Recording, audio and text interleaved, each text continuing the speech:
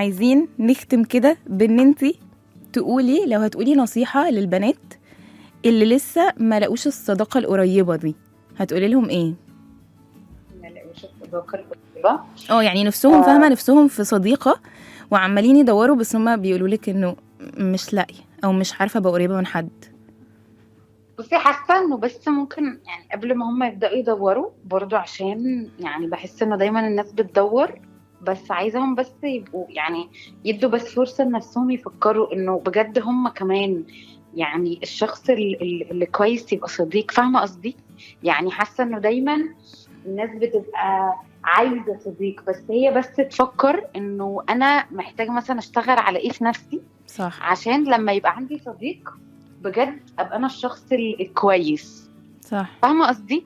ايوه اللي هو فاول ما انا يشتغلوا على نفسهم في الحاجات دي، ساعتها هيبتدي ساعتها هيبتدي الشخص ده اصلا يظهر لوحده.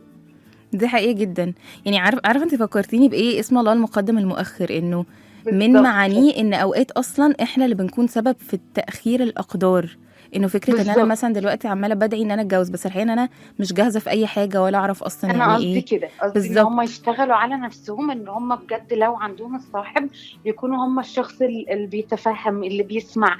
ما الصداقة دي يعني بتحتاج مجهود. فهل محتاجة هم فن قادرين؟ التفويت كمان. طبعا دي, امم دي من اهم الحاجات. دي حقيقة جدا. وبجد انه لو اشتغلوا على نفسهم كده فعلا فعلا هيظهر الشخص اللي شبه شخصيتهم، فيشتغلوا ان شخصيتهم تبقى كويسة عشان الشخص يبقى كويس. دي حقيقة، لان هم ساعتها اصلا هيكونوا خلاص عندهم المقومات، فربنا ده يقينا ان شاء الله يرزقك ساعتها يعني بإذن الله. بالظبط بالظبط.